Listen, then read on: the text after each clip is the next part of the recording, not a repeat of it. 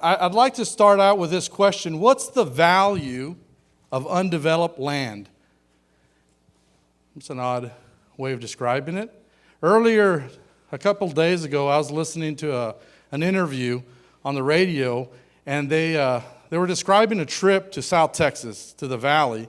And part of the description was, we drove through all this undeveloped vacant land to get to the valley. And so that's part of why we're here, right? What's the value of undeveloped vacant land? Well, so we have 142 million acres of undeveloped vacant land, okay? And the value of that land serves to benefit 30 million Texans. Almost 90% of Texans live in an urban center of some sort. 10% live in a rural community. And 1% of Texans own 83% of this undeveloped rural land. I don't keep using that term undeveloped, all right, for a reason. Here's the situation. Every day, we have 1,200 Californians, I'm sorry, 1,200 plus people move to Texas. And the result of that is a loss of this undeveloped land. A section of land, a square mile, 640 acres are lost every day. We started this morning. By the time we get to the beer, we would have lost a section of land. What's the value of undeveloped land? Couple that with the notion or the fact that the majority of these stewards, these private landowners, are approaching or over retirement age. And so our state is going to see the largest intergenerational transfer of rural land in its history. What are the implications of that? Being a fat man, I'm going to ask 3 questions. First question, how many people like steaks? Raise your hand. Keep your hand up. How many people like blue jeans? Keep your hand up. How many people like water? I hope everybody has their hands up by now. So each day we lose a section of land, and over a year's period we lose the ability to produce 20,000 steaks, 10,000 blue jeans, and the ability to fill 91 water towers each year. And one day, that's the consequence of that loss. Now, I used to have a statistic, Catherine. This was pre-COVID, and I had the number of toilet paper rolls. And it's a big number, but we won't go over that here. So, the driver here is the fact that we're going to have more people. More people, and we've heard that throughout the day. It's a common theme. Looking back in the last 20 years, we've seen an increase in the human population of about 50%. The majority of those increases are in that area that's known as the Texas Triangle. The Hill Country is an anchor point for development. We all know that. And that's only going to continue as we look forward.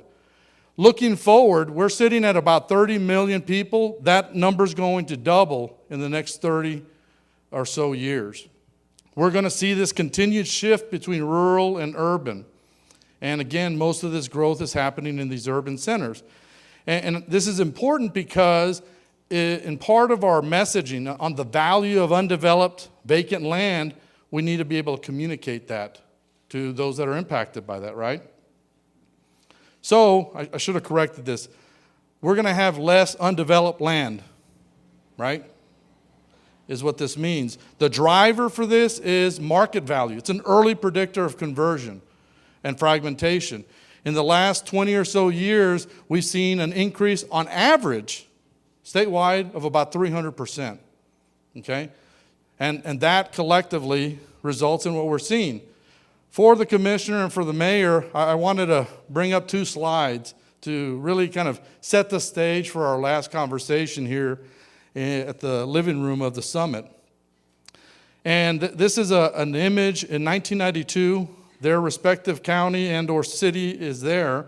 And if you look at what's coming forward, this is in 2014 and it's only continuing, right? So that expansion's, it's coming. It's here. It's going to surpass many of these areas. What is the value of undeveloped land?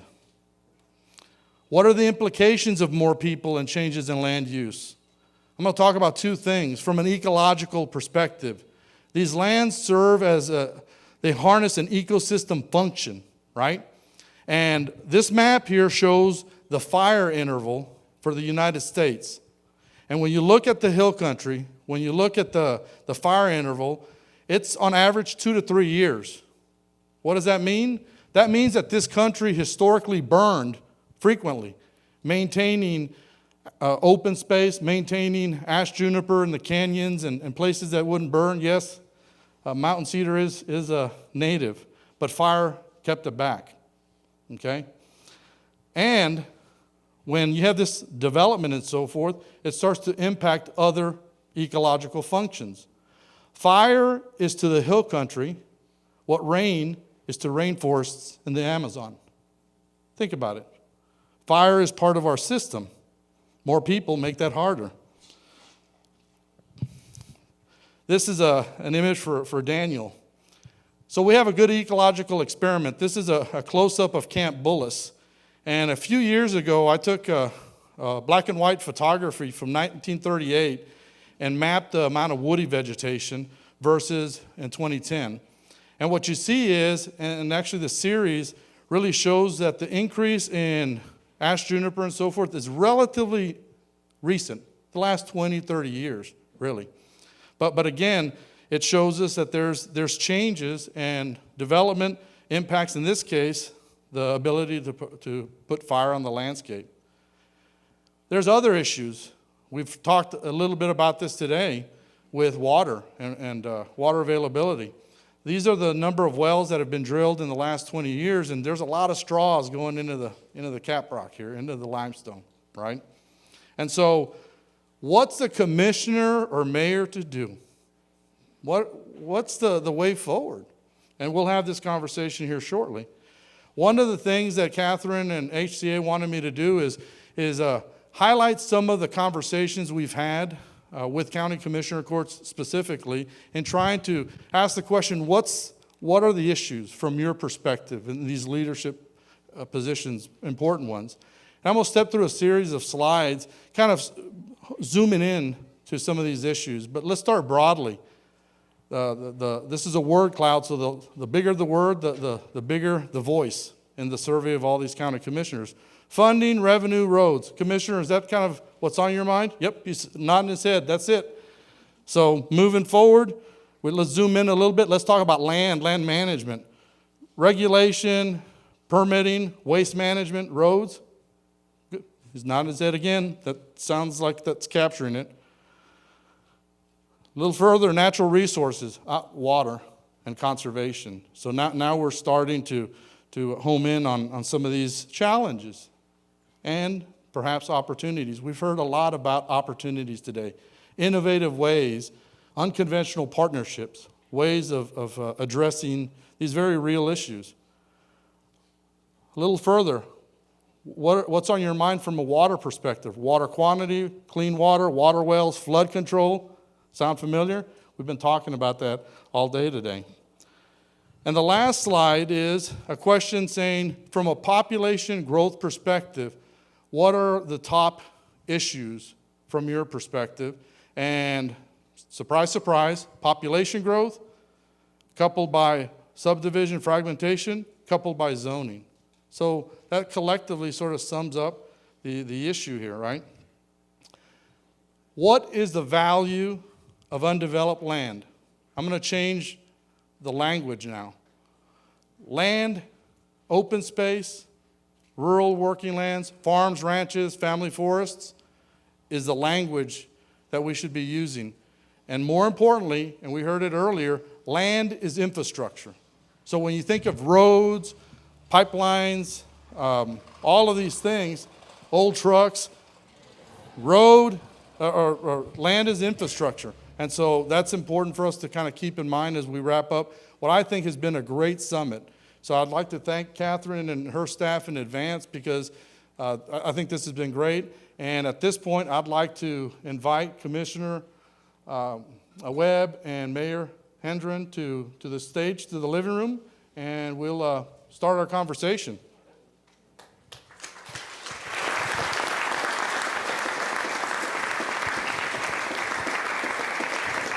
Now, if this is a true living room, we would have beer in our hand. Yeah, so we're just saying, but we'll sit here and just pretend we have beer, right? It's the only reason I'm here. Right. All right, so we'll start with Commissioner Webb here. Comal County has the distinct honor of being the second fastest growing county in the U.S. of 100,000 or more. We heard that statistic. And the question is, how does the rate of change impact your priorities as a county commissioner? What are the growth pressures you're feeling, and what do you think of all of this as opportunities that may come out? And we can start with one. What are? Did anyone write that down? Yep. We'll start with the first one. How does the Is rate? this on? There we go. Yep. All right. Rate of impact. Rate of impact. Well, I mean, we definitely thanks y'all for doing this, and thank you for inviting me, Catherine. Appreciate it, and Cliff, your persistence and asking me to come. So yeah, definitely the rate of change. I mean, if you, anybody familiar with Comal County, you drive out 46 from 35, and the places, I grew up on the corner of Cranes Mill Road and Highway 46. Killed my first deer right up the road. The Rumpel Ranch was on the sort of east side there. That's now called Benajokes. I drove through there the other day and got lost twice. It's enormous subdivision. And then as you go west, it's just expanding more and more to where now when you come in from 281 on 46 going east towards New Braunfels, you start to see development where it used to be just open space. Old family ranches, and then you see the sort of breaking up of those over time. These numbers that we're seeing that you showed a while ago on the board, in Comal County, you can factor those by 10 or 20 times. Acres of land going $30,000, $40,000, no questions asked. No utilities, water, septic, anything. So there's enormous pressure on families to forego those profits. So the rate of change is just, the rate of growth is astronomical, and the impact on us has been intense in every facet of what we do, all the provision of services that we do, from transportation to worrying things about things like we're talking about here today. Thank you, Commissioner. Oh, wow. Now we're talking. Gentlemen, you're welcome. I did that on purpose. I figured they'd do that. So did you watch the Aggie game? Oh, Bob, we're back. I forgot about that. Sorry about that. This beer is really good, too.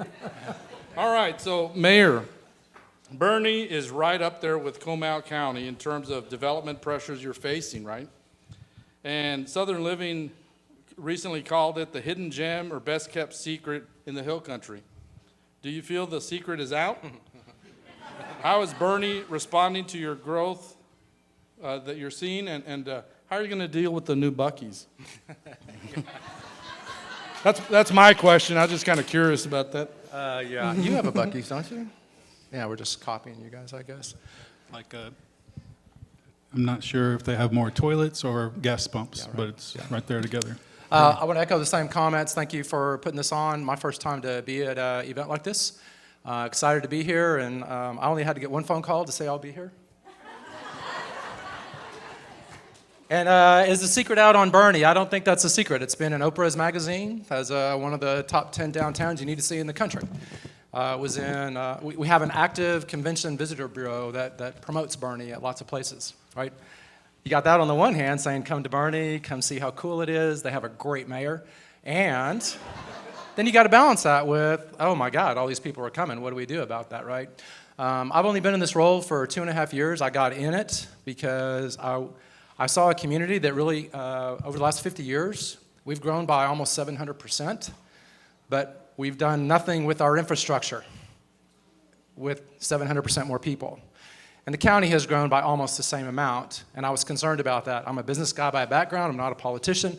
The cool thing is I'm the only, I always say this, I'm the only village idiot that filled out the paperwork to be mayor, and nobody ran against me, so nobody's actually voted for me yet, which is kind of cool. But I had 5 objectives when I got in because I was concerned about the growth in our area. I've only lived in Boerne for 5 years. I think it's a great place. But we have traffic problems. We have, or I'll call this transportation problems. We have water challenges that I think are coming that I think have not been addressed. We have development issues, and one of my top 5 priorities was I've been involved with a Unified Development Code since day one, and getting a revised Unified Development Code that puts in place all the practices that you all have been talking about. I'm excited about that because that has been put in place now for the last 2 months. And then getting into really annual master planning, which we did, Boerne had done a master plan all the way back in 2008, and then we put a new one in place in 2020. Well, that doesn't work. If you're planning every 12 years, I guarantee you we weren't thinking 12 years ago about what's happening today. And so we're now putting in place an annual planning process that's tied to our capital campaign, right? Again, that's just business logic as far as I'm concerned. But in our UDC, you know, we addressed all the LID things that had never been addressed in the past. We had many of our ordinances were there for over 30 years. They didn't contemplate the population that's there today. They didn't contemplate the conservation needs that we have today. So we put in place dark skies requirements across any of the areas that we have zoning authority. We put in place conservation practices that must be met in all buildings, whether it's residential or commercial. We put in place stormwater requirements. We put in place protection of waterways, whether they're active or not, to say you can't build within certain distances of those. We put in place a lot of, and Troy Dorman spoke earlier, and he's been a big part of our community's development. I think we have in place some of the, you know, in some regards, some of the toughest standards, some of the best standards for preservation and conservation inside the environment. One of my other priorities was to put in place a water committee because we hadn't addressed that. And so we had a water plan in Boerne that says we have enough water for the next 70 years. That's what I had read in our documentation. I'm like, how do we know that? We didn't even involve TWDB. We didn't involve any of the other resources around us. We just looked at it from our little knothole in the fence to say we're fine. Boerne has 3 water sources. One of those underground, one of those surface is Boerne Lake, which is still regulated by the state. And then the other is we get a lot of water from Canyon Lake around the corner. But with this kind of growth, what are we doing from a conservation standpoint, and what are we doing from a demand management standpoint, and what are we doing from a supply standpoint? Are we protecting all the water that we need, and are we doing what we should as a community? So I've asked that water committee to bring back recommendations, say what should we be doing? And we've brought in everybody who has anything to do with water at the state level. We got involved with UT, Planet Texas 2050. We got involved with some folks in Duke University to do a really cool Internet of Water modeling to talk about what happens as you do multivariate modeling inside your community with population, with weather, with demand, with supply. That's really cool. I would encourage you guys to find out about that. We're trying to do something that's exportable. And as Ben Eldred said earlier, we really do want to try to become a model city for resiliency with what's coming from a population growth standpoint. I don't have all the answers, but we're trying to put in place the best things we can today. Sounds like you might. You got a lot.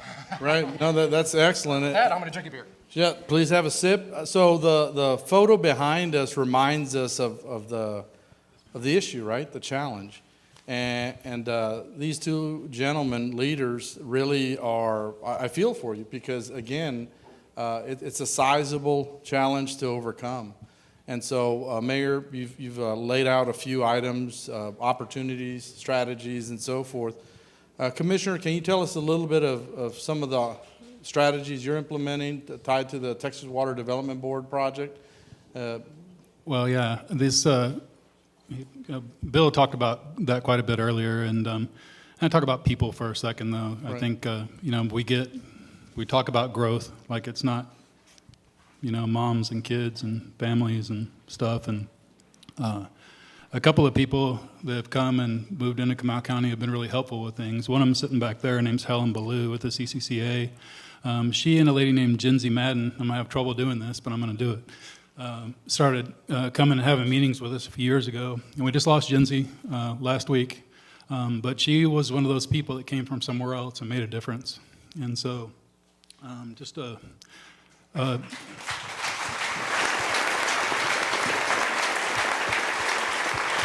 And without those people, full stop, without those people, things that are happening right now aren't happening in Comal County.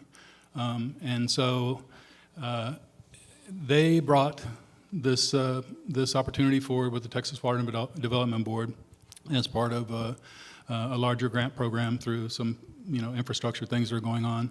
And we've, you'll probably look at me like I'm nuts, but it took some convincing to get the folks in Comal County to be behind supporting a thing like this because of the costs that would be incurred as our part of it, our match of those types of things, and also the sort of role in government in different aspects of conservation stuff. But the thing that really hit home there was something that is so foundational to what we need in Comal County, and that's water. And so, stormwater mitigation. I mean, I'm still not from I was born and raised there. My grandparents moved there in 1945, but I'm still what they call an Ausländer because I'm not one of the original families.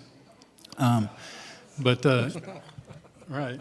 So, but the floods that we've had there through the years, and then the threat of the availability of water problems that we have are very real to no matter who you are and what you think. And so, I think that Helen and Jinsey and Elizabeth, they've done a really good job in taking the time to understand. We understand what folks want a lot of times. And why. Sometimes the real trick is to understand what motivates elected officials and other people, and it's not just politics. You can't say we're going to vote you out and do something else. If a person has real convictions and principles, that doesn't mean anything to them. It's a matter of understanding what is really important to them and sort of texturing what you're trying to do to where they can support it. And so they've done a really good job of that, and they deserve congratulations. I've done very little. They've done a lot. Thank you, Commissioner. Mayor, anything to add from your perspective in terms of other strategies or opportunities? No, I would just echo what the Commissioner had to say there. It's about getting people engaged. And my name's Kevin, and right. Yes, Commissioner sir. Kevin? Yes, sir. I just really, I'll never get used to it. I went and begged people to vote for me, and then they got to call me something. I'm like, no, I'm still Kevin. Yeah, have a drink of beer. You'll get used to it. No. Yeah. I think engagement, what's interesting is I did my first State of the City. It's a chamber-sponsored event in February 2020. Remember what that was like? Those were the good old days. We didn't wear masks. We didn't talk about vaccines every day.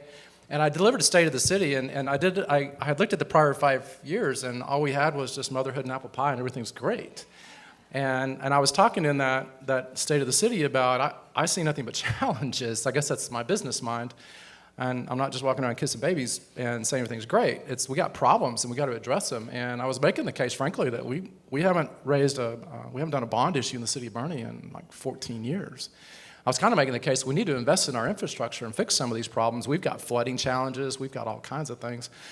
And I ended that slide, oddly, with the number one challenge I really see for Boerne is community engagement. Bring on COVID, and what a great opportunity to get community engaged, right? And actually, I view that event of COVID as a way, actually, we really did get the community engaged in a way that I never anticipated. Don't like that being the reason, but we did. And so these committees that we have, the Transportation Committee, the Water Committee, they're comprised of individuals from within the community, right? Our Transportation Committee, it's Kendall County came together, the City of Boerne and the City of Fair Oaks. We co-sponsor that, and we have way too many people on it, but it's open to the public, and it's very engaging, and lots of people coming in with lots of ideas. TxDOT's been a great resource, even though in some people's eyes they view TxDOT as the evil bad guy. They're actually looking for solutions with us. And on the Water Committee, we brought in expert Milan Michalik, who's in the back of the room. Went to him and said, hey, can we get somebody from the Cow Creek Groundwater Conservation District? Can we get, and then he gave me a lot of ideas of who else to include. And we just get people engaged, right? And it kind of sounds grassroots, but actually it's just being inclusive, which I think is what government always doesn't do. Right. We tend to, what I always see in different parts of government that I don't really appreciate is cronyism and the good old boys club, and I kind of wanted to break some of that up in our own community and say, let's get people engaged. That's what we should do. And I see results coming out of that. And we recently did a survey in our city, and what do people think are the top 2 issues? Water and transportation. Great, we're addressing that. Now we got to put a plan in place because these solutions don't happen that fast. They take time, right? That's right. Well, and I think those 2 terms of community engagement has been part of the conversation all day, really, right? We've heard it in various projects and so forth. One of the things I'd like to do, I'm going to go off script here, surprise, surprise, but maybe open it up for questions. We're sitting at the living room of the Hill Country Alliance Leadership Summit, and so any questions from folks in the audience? Again, we've got 2 individuals that have really taken a very proactive way in leading their regions ahead in addressing these issues. Any thoughts or comments from anyone? Yes. All right, so this could work. We could do this.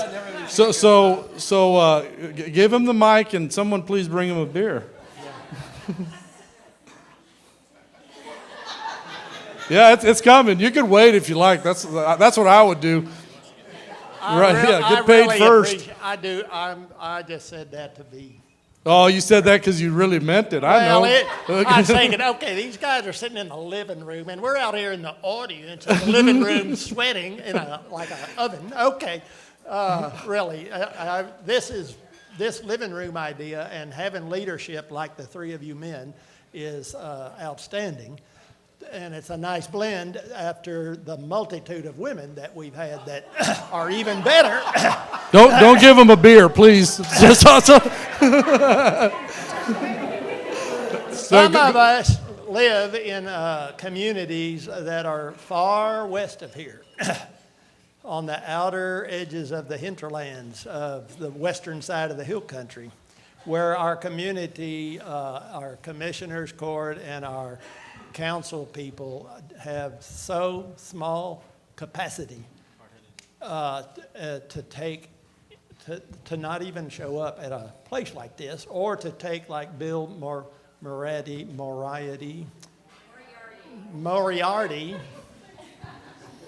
and just say no thanks, that kind of thing. Meanwhile, the wastewater treatment had 33 exceedances out of 36 months, and there's truck stops on 4 corners on I-10 on Main Street there that is just blowing the infrastructure up. The flood of 2018 up on the upper banks of the Llano, the headwaters of the Llano, exposed the sewer line that crosses the river, and the dam leaks, and the water tanks leak, and there's leaks all over the town, and there's no maps, and there's no stormwater system. Nowhere to go but up. Yeah, I know. It looks like a great opportunity, and there are some young people that have arrived on the scene, and they make a good espresso coffee and started a farmer's market. So we need to loan them a backhoe, I think, and see if we can rebuild our water infrastructure. Is this beer on the way? Yeah, where's the beer, man? Come on, Ben. That was just my main question, is if I could get a beer. So thank you. All right. Well, there you have it. So how did I was just going to get a beer, right? Yeah. I think we have a question right here. Right here in the front, there's one. Thank you. Thank you for that first question, by the way. I don't need a beer, just an answer. Glass of wine? I'm good. Because we've been talking so much about the unincorporated areas being some of the fastest growing areas, and I live in an unincorporated area, and in my experience, I'm very disconnected from my community and what I can do in it. And I wanted to know, you as leaders of your community, how are you engaging your unincorporated areas? Well, Comal County, we've actually, in the last few years, we've engaged a PIO for the first time. And then, of course, the electronic sort of media now has made it a lot easier. And so we used to go out and do commissioners' court meetings in the different municipalities in the area. We got 0 attendance, and so we've actually stopped doing that. what I would suggest, though, if you feel disconnected, is I go to the courthouse a lot. Like, I mean, Kathleen, you probably drive by and see my pickup there on a regular basis. I mean, I think that local government in a lot of ways is the one that you can actually impact, because you can stop and go up, knock on the door and go, hey, I have this thing that's going on. And so I'm not throwing it back at you, but I am saying that it is, we're very accessible most of the time, I would say. And then as far as outreach goes, we are trying. The last couple of years have been, the last 18 months have been a real hit, though, in just about every way other than electronic. And so that kind of does spur me to think that we probably need to do a little bit better job and try to get back out there personally again. I can just add to that a little bit. When I first got in this job, there's no playbook that says, here's how you be a mayor. So I was like, well, I got to see what other guys are doing. So I went and looked, and I found this guy somewhere in Texas, and he was doing this Mayor's Minute video. And he would summarize after city council meetings. He would kind of summarize in a minute, here's what happened at city council meetings. So I'm going to rip that off. So I started doing that. And look, I could never get it down to a minute. You can tell, right? But they're usually 3 minutes, sometimes 4 minutes. Then COVID hit, and I started doing those because I was the only one willing to communicate. Our county commissioners weren't doing this. The county judge didn't want to do it. He said, you do it. So actually, I became the judge of the mayor of the county of Kendall, apparently, because all the unincorporated folks, this is their only way to be connected to what was going on. I continue to do that every 2 weeks. I would encourage you maybe talk to your elected officials and ask them to do something like that. That's a great idea. It Because doesn't have I to have be reached long. out, but I can't vote because I'm not part of the city. You can vote Right. with your commissioners. I can vote in my county, but not in my city. And so it's, they won't even answer my emails. But but this is good to know. I like that idea. Thank you. All right, Sarah, I think we had one question there, and then we're going to come over here. Do we have? Oh, I'm Okay. gonna, can I shoot this one in really quickly? We Sure. actually got a question emailed to us by a virtual watcher. all right, here we go. So this is from Ron Walton, who's in Comal County, and he is asking, big difference in controlling growth. A city has rulemaking authority and the county does not. How does this affect your ability to make decisions in your community? It does it in every way. I mean, the difference between a city and a county is a city can do everything until there's a state law that says they can't. We can do exactly expressly what the state law lays out and allows us to do. And so we're asked a lot of times to do things that we simply don't have the power from the legislature to do. We do have conversations about making changes to those things, but that's a super hyper difficult. I mean, I think y'all saw there was a bill introduced this last year, and I mean, I think that there are a lot of conversations that groups like this can have, and they have to be really honest conversations, though, because you can come to me and I can take something to my legislator, and I won't speak for them, but I know full well nothing's going to happen. Nothing is going to happen. And so I can tell you, yeah, let's do this, let's do it, and you leave, and you're happy with me, and then everybody else is the bad guy. We don't do that, though. There has to be honest conversations about what, and I'm not talking about sort of managing your expectations, but over time, you can really make change. But unless you're having honest conversations with legislatures about what is possible now, you're spinning your wheels. And so it's a huge problem. There's a lot of folks that, I don't necessarily think that we need to be out zoning properties and stuff like that, but, it'd be nice on occasion to at least know when a quarry is going to be, built or something, that we would have, at least somebody would knock on the door and, hey, do you know about this? No. So One thing I would add to that, if that's okay with you, we have WCNIDs around Boerne. There's 4 water control and improvement districts. That's a misnomer in my opinion. And then the MUDs and down in the south, they have a lot of those.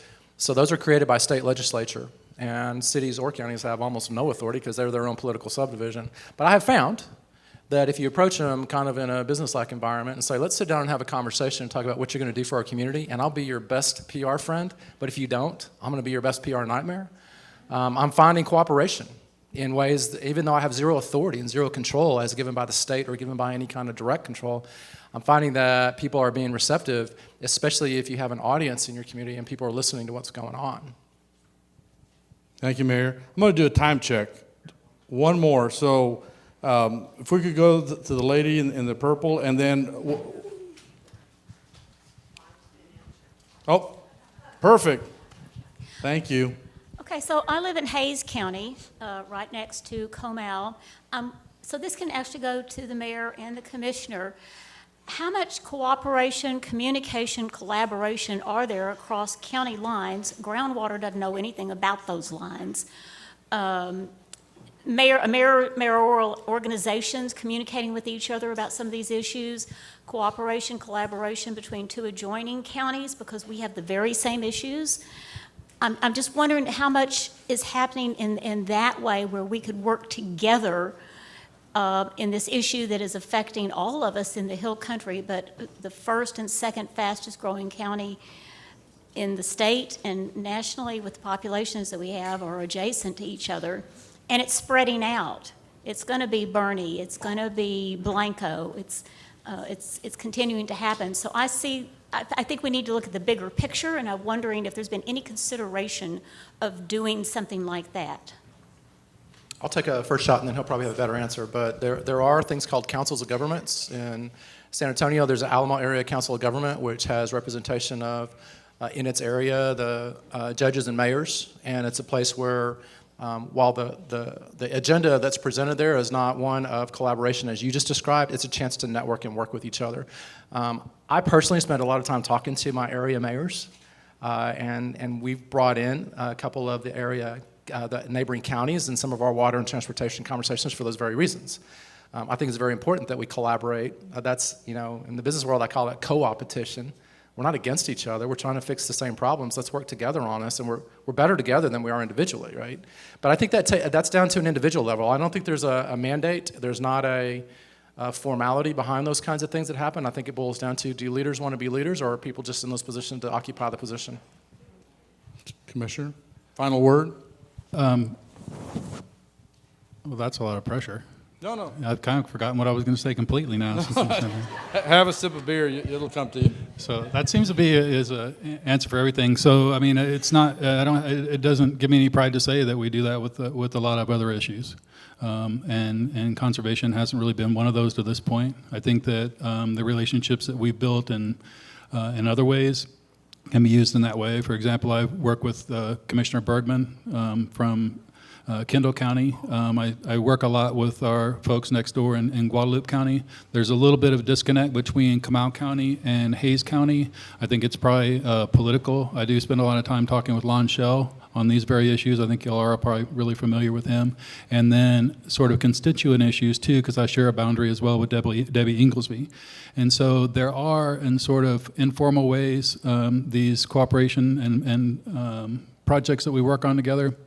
And Lon has certainly been sort of a mentor in a lot of ways because, if he's an idea man and I go over there and he bombards me with all the stuff and I walk out and go, okay, I can remember two things. So not formally, but informally, and I think as we work through these other sort of issues that we have, transportation and those kind of things, cooperatively, we can build bridges to work on these other things together. All right, Commissioner, Mayor, thank you. Let's give them a round of applause here.